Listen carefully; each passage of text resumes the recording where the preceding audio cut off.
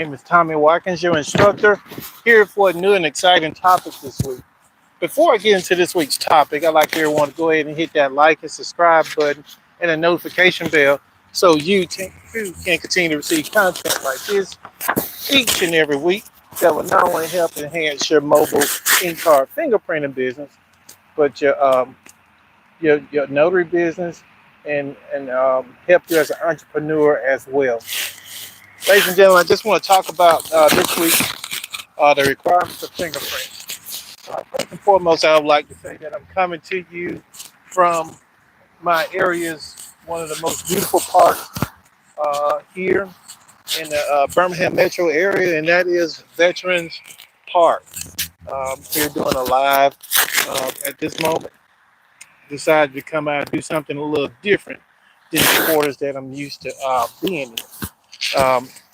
As it relates to fingerprinting, for its requirements, I would like to say that when you're completing the FD 258 cards, there are requirements when it comes to this card. First and foremost, let's say for instance, for your signature, for the FD 258 card, um, you will make certain that within the block was the name here. You want to ensure that the person signed his or her signature as is. This is the very first top right block here. You want them to sign as is for their signature. Um, the next space, which is known as, of course, residence of the persons being fingerprinted, you want to ensure that that person places their name. Well, basically, let me back up a little bit. For where it says residence of the person's residence to be fingerprinted, you want to have them to make two lines for the address on the top line, and of course their city, state, and zip code on the bottom line. You want them to get all of that space, all the information crammed into that space on the card because it is a requirement. Next, where on the card where it says date and of course signature official, you as a fingerprint technician, you will date and sign your signature here where it states for the fingerprinting official. You are the fingerprinting official for the individual taking those fingerprints. Next, it will be for like employer address for the applicant. If the applicant is self-employed, have them to write self-employed there on the ink fingerprint card.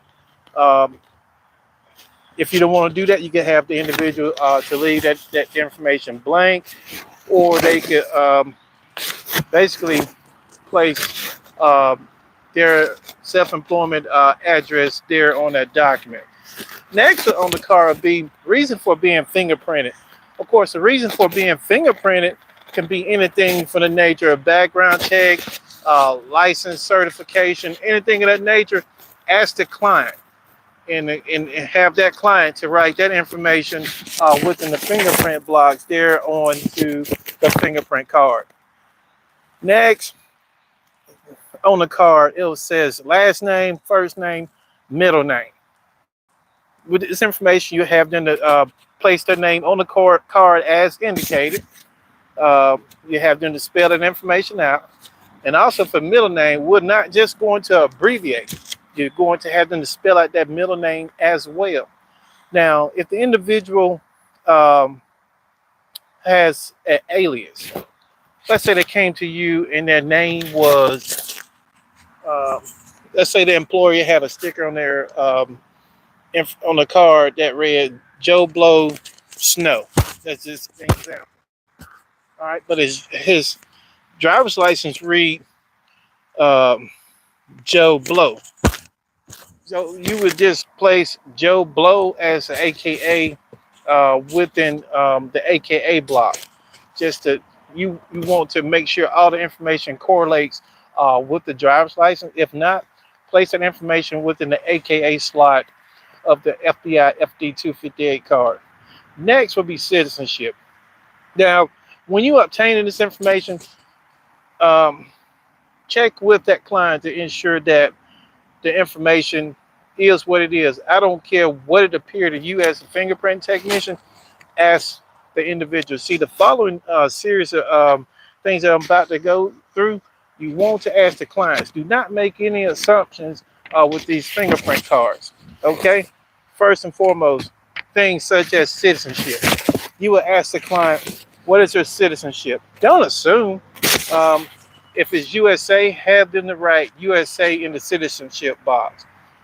If it's Russia, have them to place Russia and so forth.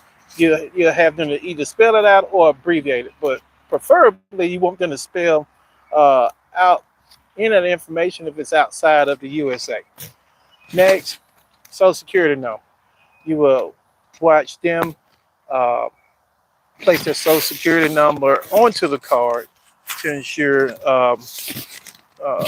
it's them when it's in the fingerprint card. Do not, under no circumstances, allow the client to get out of your eyesight without them placing a Social Security number on that card. You make sure they fill out this information thoroughly into its completeness before they leave you as a fingerprint technician. Next, sex.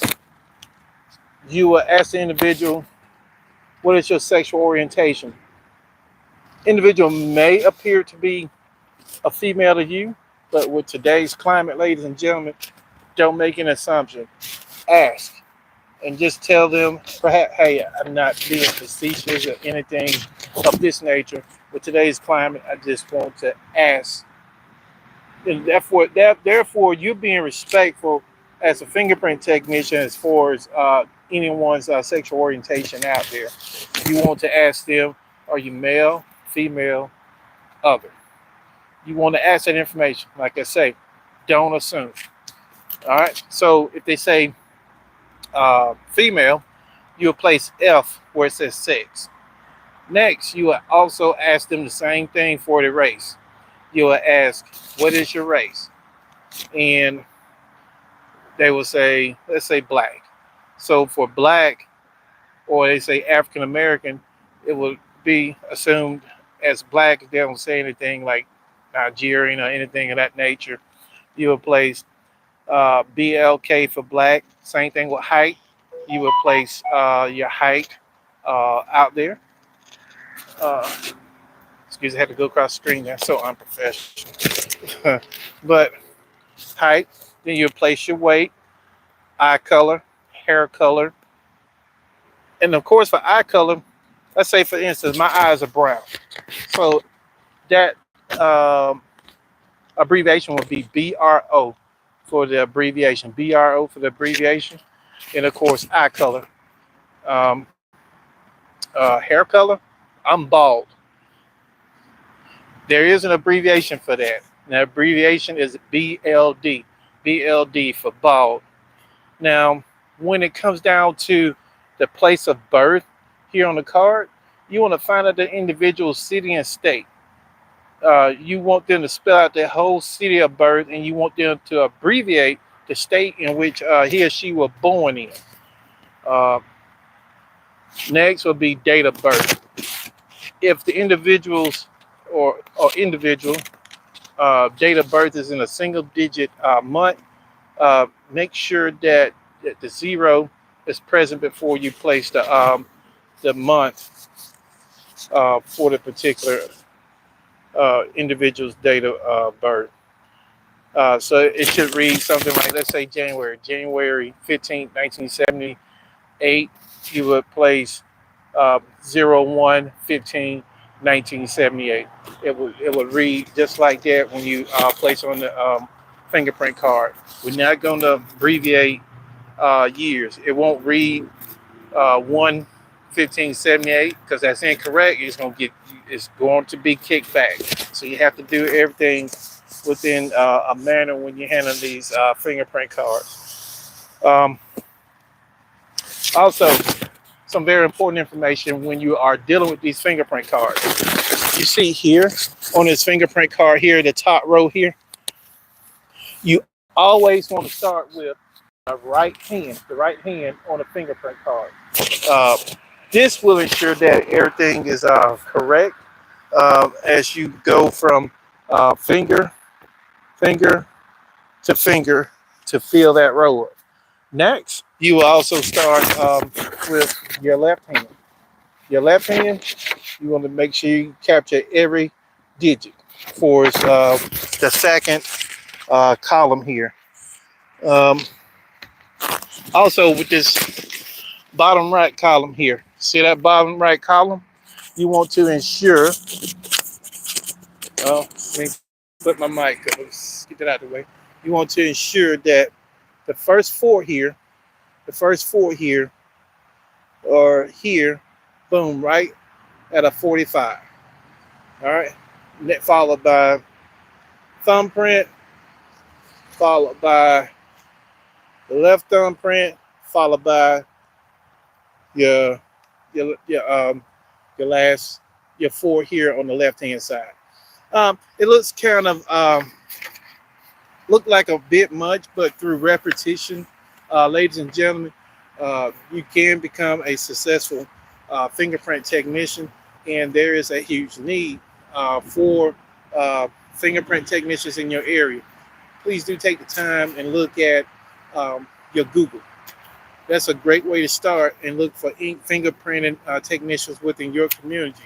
That right there, ladies and gentlemen, is a good indication that money is being made in your community when you see others that are doing it.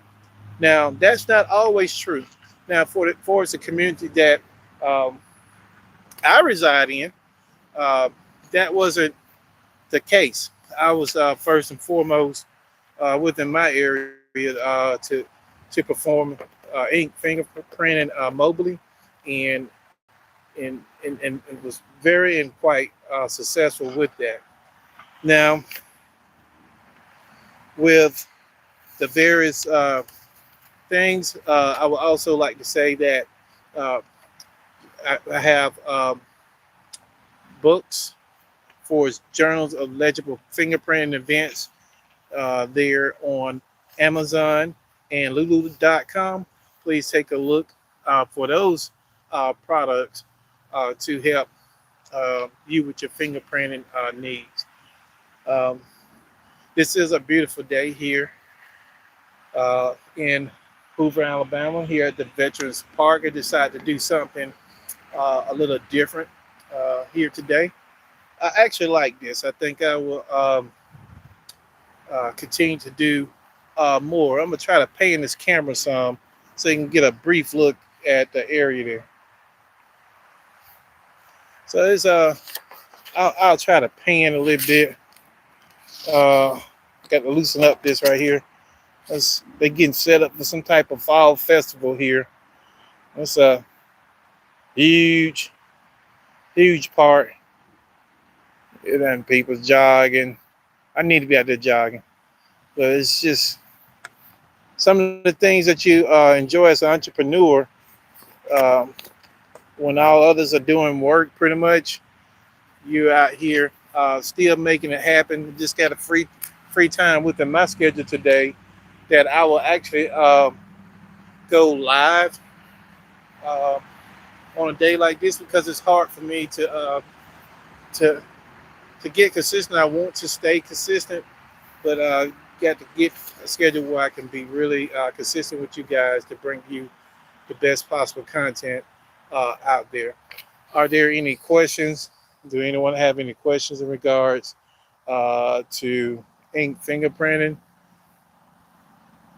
Okay.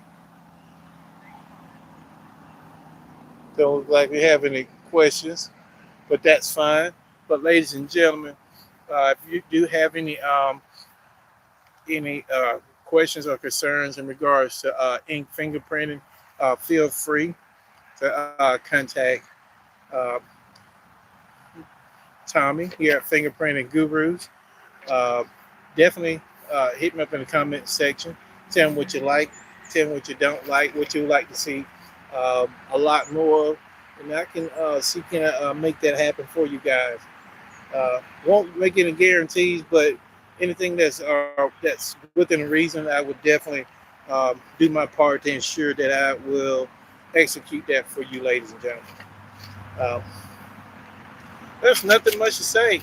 If you have any questions, feel free uh, to provide any uh, questions, and I will definitely answer them for you.